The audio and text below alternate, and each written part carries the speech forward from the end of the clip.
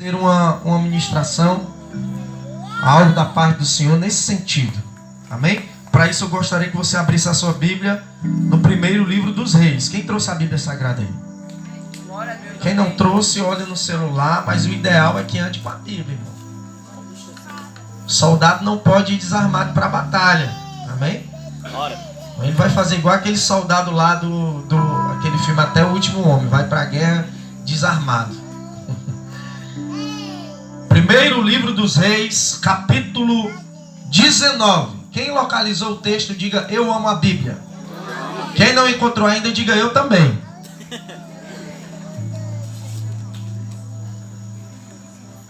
Amém? Todos localizaram? Diz assim a palavra do Senhor Jesus: E Acabe fez saber a Jezabel tudo quanto Elias havia feito, e como totalmente matara os profetas à espada. Então Jezabel mandou um mensageiro a Elias dizer-lhe: assim me façam os deuses outro tanto, se de certo amanhã a estas horas não puser a minha mão na tua vida como de um deles. O que vendo ele se levantou e para escapar com vida se foi, e chegando a Beerseba, que é Judá, deixou ali o seu servo. Ele, porém, foi ao deserto, caminho de um dia, e foi sentar-se debaixo de um zimbro, e pediu para si a morte, e disse: já basta, ó Senhor, toma agora a minha vida, pois não sou melhor do que os meus pais. E deitou-se e dormiu debaixo do zimbro. E eis que então um anjo o tocou e lhe disse: levanta-te, come. E olhou, e eis que na sua cabeceira estava um pão cozido sobre brasas, e uma botija de água. Comeu e bebeu, e tornou a deitar-se. E o anjo do Senhor tornou a segunda vez e tocou e disse: levanta-te e come, porque te será muito longo o caminho. Levantou-se, pois, e comeu e bebeu, e com a força daquela comida caminhou 40 dias e 40 noites até Horebe, o monte de Deus. E ali entrou numa caverna e passou ali a noite. E eis que a palavra do Senhor veio a ele e lhe disse: que fazes aqui, Elias? E ele disse: tenho sido muito zeloso pelo Senhor dos exércitos, pelos filhos de Israel, e deixaram a tua aliança, derrubaram os teus altares, mataram os teus profetas à espada, e só eu fiquei, e buscam a minha vida para tirarem. E Deus lhe disse: sai para fora, e põe-te nesse monte, perante o Senhor.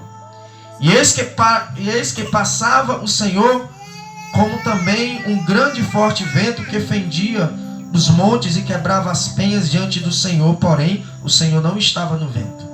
E depois do vento veio um terremoto, também o Senhor não estava no terremoto. E depois do terremoto um fogo, porém o Senhor também não estava no fogo. E depois do fogo uma voz mansa e delicada. E sucedeu que, ouvindo a Elias, envolveu o seu rosto na capa e saiu para fora, e pôs-se à entrada da caverna. E eis que veio a ele uma voz que dizia: que fazes aqui, Elias? E ele disse: eu tenho sido extremo zeloso pelo Senhor dos exércitos, porque os filhos de Israel deixaram a tua aliança, derrubaram os teus altares, mataram os teus profetas à espada, e só eu fiquei, e buscam a minha vida para a tirarem. E o Senhor lhe disse: vai e volta pelo teu caminho para o deserto de Damasco. E chegando lá, unja a Azael, rei sobre a Síria, também a Jeú, filho de Nice, ungirás, rei de Israel, e também a Eliseu, filho de Safate, de Abel-Meloá, ungirás profeta em teu lugar. E há de ser que o que escapar da espada de Azael, matá-lo-á Jeú, e o que escapar da espada de Jeú, matá-lo-á Eliseu. Também deixei ficar em Israel 7.000, todos os joelhos que não se dobraram diante de Baal, e toda a boca que não o beijou. Partiu, pois, Elias dali, e achou Eliseu, filho de Safate, que andava lavrando com 12 juntas de bois adiante dele, e ele passava com a 12ª, e Elias por ele lançou a sua capa sobre ele. Então deixou ele os bois e correu após Elias e disse: deixai-me beijar o meu pai e a minha mãe, então te seguirei. E ele disse: vai e volta, pois que te fiz eu? Voltou, pois, de o seguir, e tomou as juntas de boi e os matou. E com seus aparelhos dos bois cozeu as carnes e as deu ao povo, e comeram. Então se levantou e seguiu a Elias e o servia. Amém? Glória a Deus. Quem nunca mais tinha lido a Bíblia, hoje tirou o atraso. Nessa leitura maravilhosa que nós acabamos de fazer da parte do Senhor. Amém? Quem aqui conhece a história do profeta Elias? Todos conhecem a história do profeta Elias.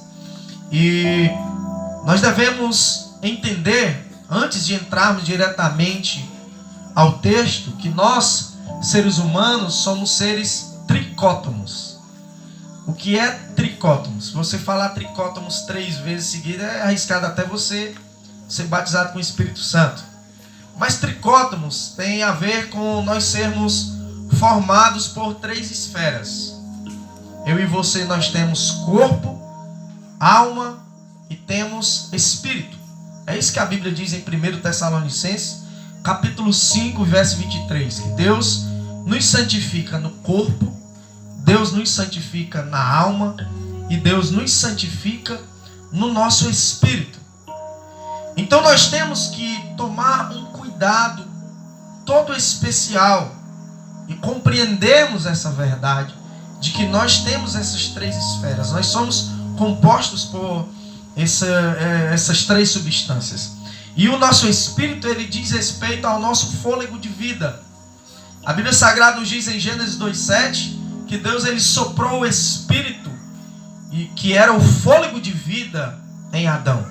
Já em Eclesiastes 12:7 diz que quando o homem morre, o corpo ele se torna pó e o espírito volta para Deus que o deu. Então o nosso espírito é uma esfera responsável pelo nosso fôlego de vida. Você deve lembrar da passagem de Ezequiel e o vale de ossos secos, que eles se levantaram como exército, mas enquanto Deus não soprou o espírito neles, eles não estavam vivos. Então o nosso espírito é o nosso fôlego de vida, é a nossa vida. Enquanto o nosso corpo é a estrutura física, é como se fosse a casa do espírito e da alma. A alma que é a nossa persona, a nossa personalidade, a nossa psique. É a nossa alma que é responsável pelos nossos sentimentos, pelas nossas emoções, responsável pelas nossas memórias, pelo nosso intelecto. Tudo isso está associado à tua alma. É por isso que mesmo quando um dia você vier a morrer e o teu corpo virar pó e o teu espírito retornar para Deus, a tua alma vai continuar lembrando de tudo. A tua alma, ela vai continuar sentindo sede, dor, emoção, ou em um lugar de descanso com Deus, ou em um lugar de tormento com os demônios. O certo é que o corpo, ele vai lembrar a alma, ela vai lembrar de tudo e vai sentir tudo aquilo que vier afligir ela. É só você observar a parábola de rico e Lázaro no Evangelho de Lucas, capítulo 16, verso 19 a seguir. Então nós somos formados por essas 3 estruturas e nós temos que cuidar dessas 3 estruturas. Da mesma forma que eu e você cuidamos do corpo fazendo a alimentação, cuidamos do corpo fazendo a nossa higiene pessoal, nós cuidamos do corpo fazendo um exercício físico, não é verdade? Então os irmãos aí que malham, né? Os irmãos que são fitness, é necessário também um exercício físico para cuidar do corpo, para que você não fique com a barriga um pouco avantajada como a minha, para que você regule o seu colesterol, regule a sua saúde física. É necessário que eu e você também venhamos a cuidar, e nós temos cuidado, por isso estamos aqui, da nossa vida espiritual, com oração, com jejum, com o alimento espiritual, que é o maná de Deus, a palavra. Hoje nós estamos aqui essa noite cuidando do nosso espírito. E as pessoas, como seres humanos, todas cuidam do seu corpo. Mas dificilmente você vai encontrar pessoas que cuidam do seu espírito, que cuidam da sua vida espiritual. Da mesma forma como é necessário cuidar do corpo, do espírito, é necessário que eu e você também venhamos a cuidar da nossa alma, das nossas emoções, dos nossos sentimentos, das nossas memórias. É necessário que nós venhamos a tomar esse cuidado, saber com quem ou não devemos nos relacionar, tomar cuidado para não nos relacionar com pessoas tóxicas, pessoas que irão desgastar o nosso emocional. Muito cuidado para questão emocional, de relacionamento íntimo, afetivo. Há pessoas que não conseguem mais se relacionar de maneira profunda e com um compromisso sério com uma pessoa. Ela se relaciona com um, se relaciona com outro, fica com um, fica com outro, fica com outro, fica com outro, e as suas emoções elas vão se desgastando. Enquanto ela vai se achando que é o bam, a sua psique ela vai se desgastando, porque nada consegue satisfazer ela. Então há muitas pessoas que desgastam as suas emoções cedo demais, e você tem visto o que tem acontecido com pessoas já jovens, já ingressando no mundo das drogas, já ingressando no mundo no suicídio, na depressão, justamente por conta desse desgaste emocional que acontece com a nossa juventude. Então nós temos que ser saudáveis também nas nossas emoções. E é justamente esse desgaste na alma, o cansaço da alma, é que é a depressão. A depressão ela nada mais é do que esse cansaço. É quando a sua alma fica cansada, é quando a sua alma ela chega no seu limite. Então a sua psique, a sua questão psicológica, ela se desgasta e você não consegue mais viver de maneira saudável. E a única solução que muitos têm encontrado é justamente o suicídio. E o interessante é que até um tempo atrás, eu e você poderíamos dizer que suicídio era a falta de Deus. Não, essa pessoa aí se suicidou porque ela não tem Deus. Mas hoje em dia pastores estão se suicidando, missionários estão se suicidando. Então nós temos que tomar um cuidado e prestar atenção. Será que realmente é a falta de Deus? Ou será que até esses pastores, falando de Deus diariamente, desenvolvendo a obra de Deus, não se desgastaram emocionalmente a ponto de adoecerem a sua alma e tirarem a sua própria vida? Então é necessário que eu e você venhamos a fazer essa reflexão esses dias, para que nós possamos até mesmo, quem sabe, ajudar alguém que esteja passando por esse momento.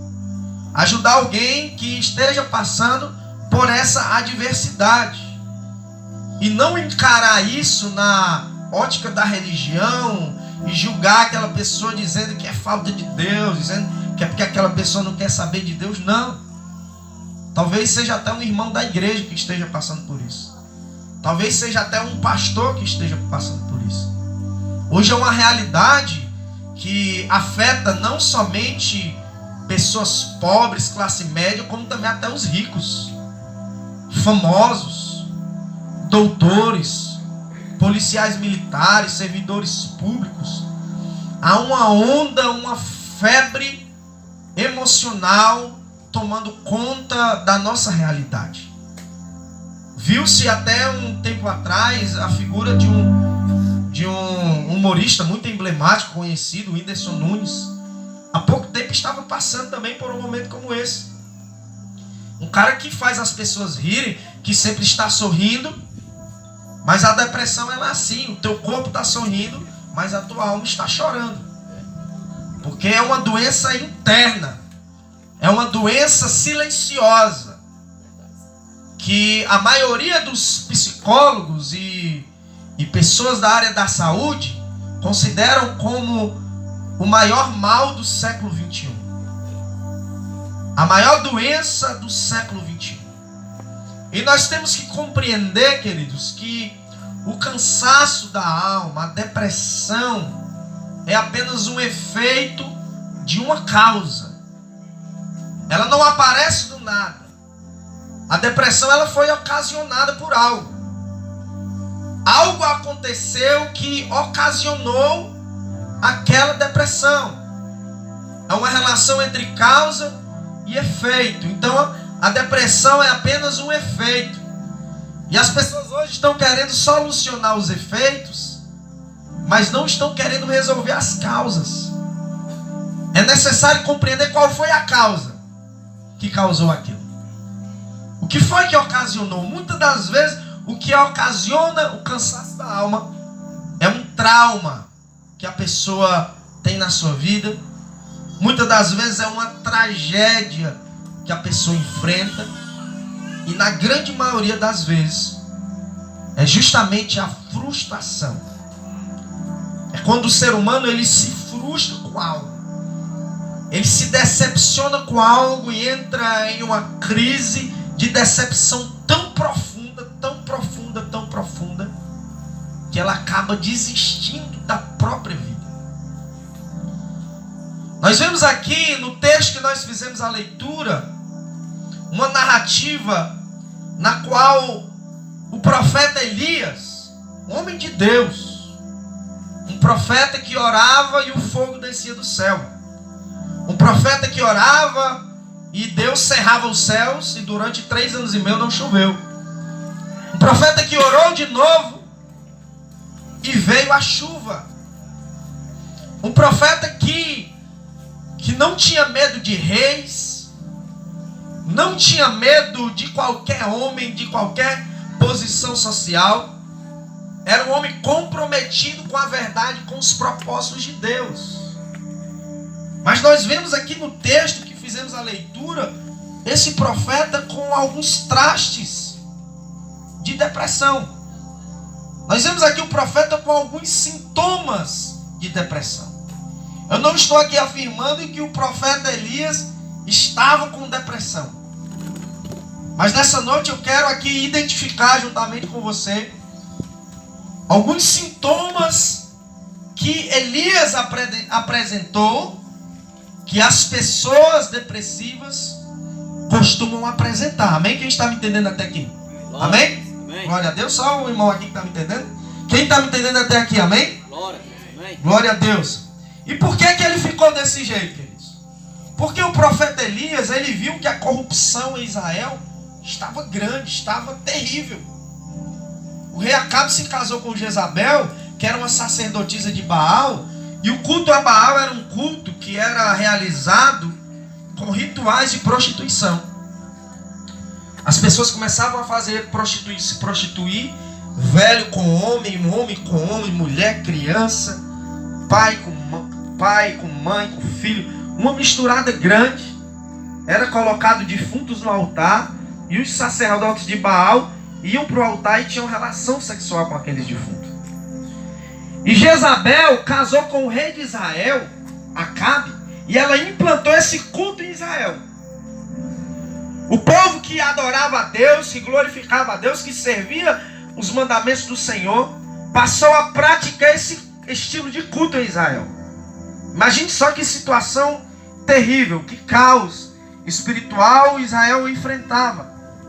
Até que o profeta Elias veio e desafiou Acabe, dizendo que Acabe estava desobedecendo ao Senhor. E ele propôs um desafio.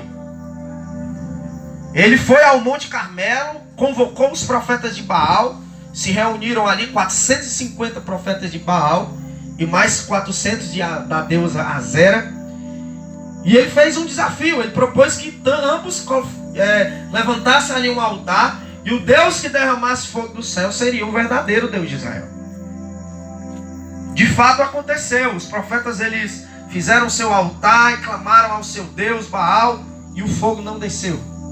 Mas quando Elias orou, o fogo de Deus desceu e consumiu o holocausto. E todos clamaram: só o Senhor é Deus, só o Senhor é Deus, só o Senhor é Deus.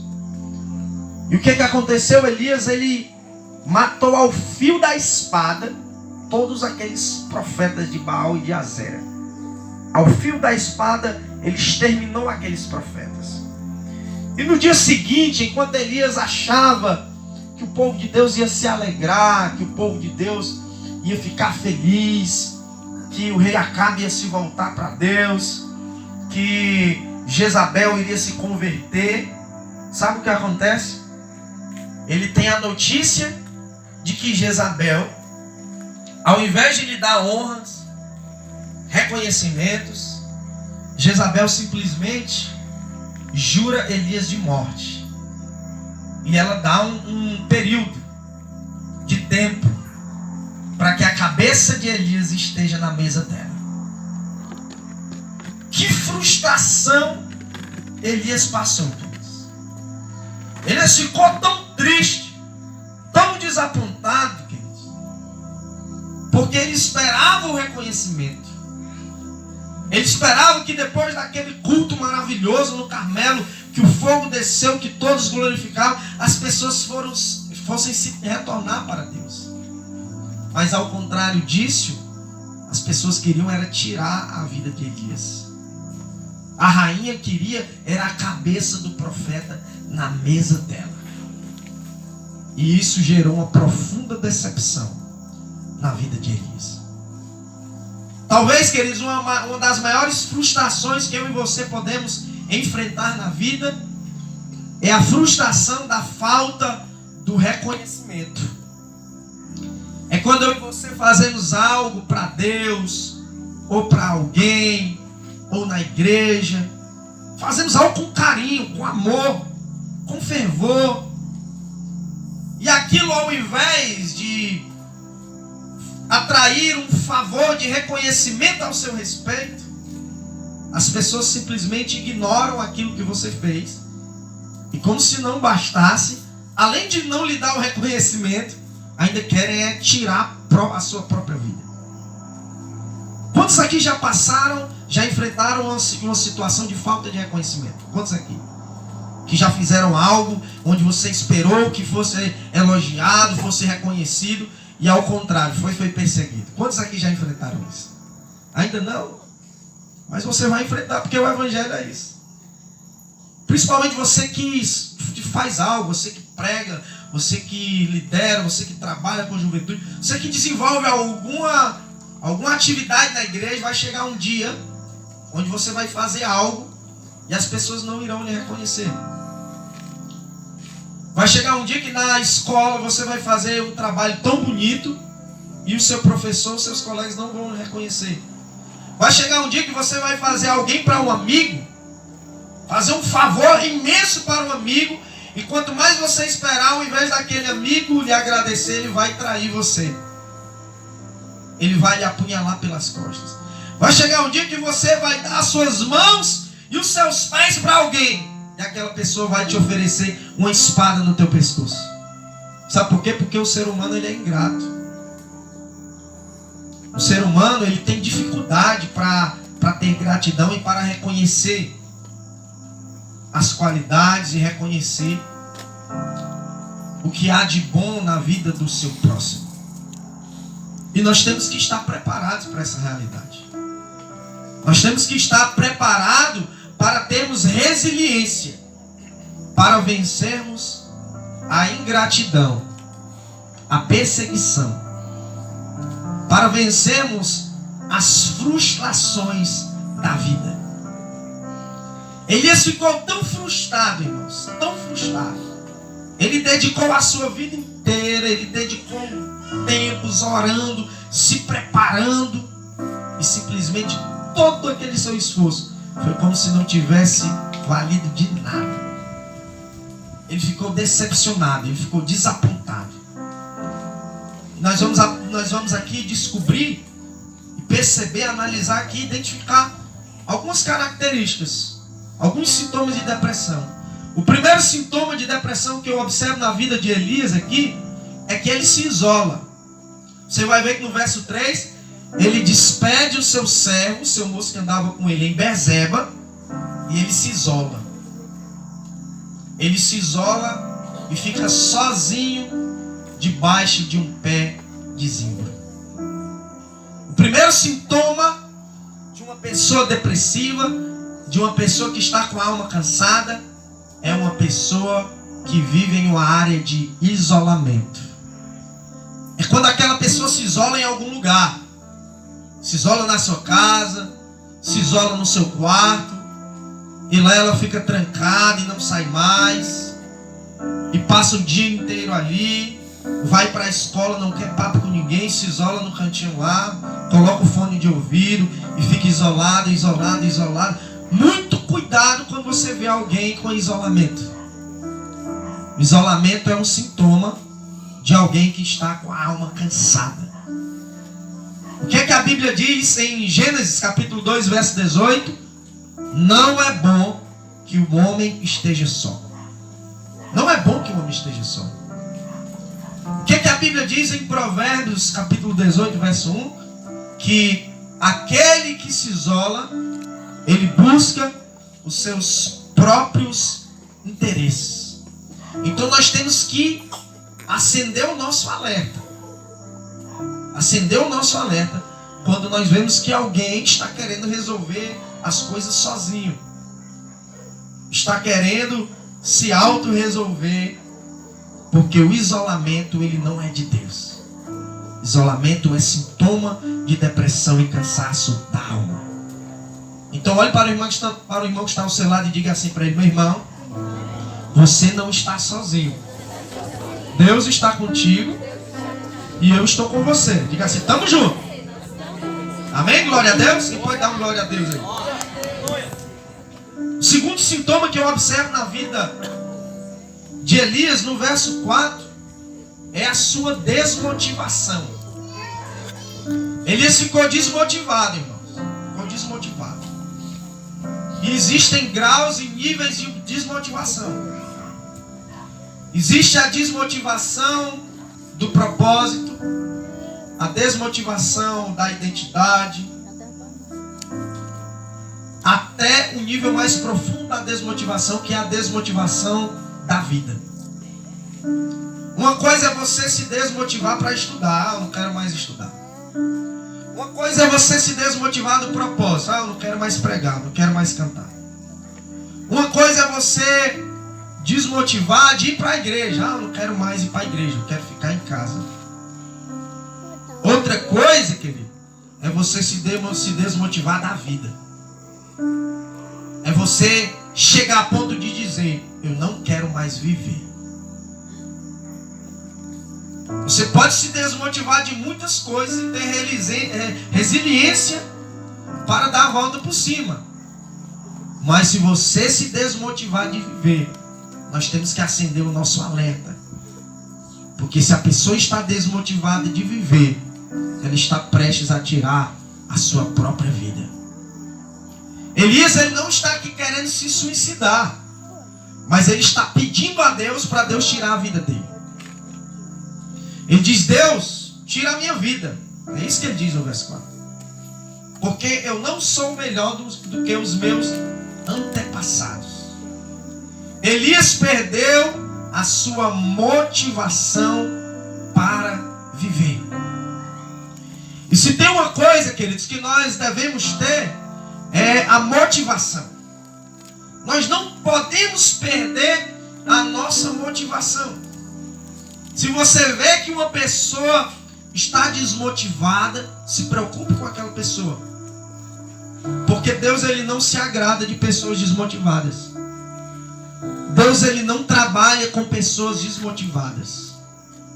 Deus só trabalha com pessoas animadas. É por isso que ele chega para Josué e diz: Josué, anima-te, tem bom ânimo. É por isso que o arcanjo Miguel, ele chega para Daniel no capítulo 10 e ele diz: Daniel, te anima, tem bom ânimo. E por duas vezes no mesmo capítulo ele vai alertar Daniel a ter ânimo, porque Daniel estava desanimado. Queridos, até Jesus, para realizar o milagre, Jesus, ele sempre dizia: tem bom ânimo. Ele foi restaurar o paralítico no tanque de Betesda, e ele viu que aquele paralítico estava há tanto tempo ali enfermo, há 38 anos que ele estava desanimado. Aí antes de Jesus operar o milagre, ele disse: tem bom ânimo. Porque Jesus não trabalha com pessoas desmotivadas. Você pode dizer isso para o irmão que está ao teu lado? Meu irmão, Jesus não trabalha com pessoas desmotivadas. Então abre o teu sorriso aí e dá um glória para Deus. Porque tem muito crente desmotivado, irmão. Tem muito crente que vai para um culto que parece um delegado, hein, irmão Cristiano? O camarada não dá um sorriso, não dá um glória, o braço pesa 100 quilos, a cadeira parece que tem cola. A única motivação dele é para levantar para ir do banheiro, para ir para o banheiro. Mas para adorar ao Senhor, para glorificar ao Senhor, para compreender aquilo que Deus quer falar ao coração dele, para trabalhar para o Senhor, para servir ao Senhor, é um desânimo, é uma tristeza. É por isso que Deus ele sempre diz: tem bom ânimo, tem bom ânimo. Por isso que ele envia arcanjo para dizer: tem bom ânimo. É por isso que ele envia o Cristo para dizer: tem bom ânimo. É por isso que ele me enviou aqui nessa noite para dizer para você: tem bom ânimo. Você é profeta de Deus e Jesus quer te usar nessa terra. Mas ele não usa profeta desanimado. Amém, queridos? Glória a Deus. Então é isso que ele faz. E o terceiro sintoma que eu observo aqui na vida do profeta Elias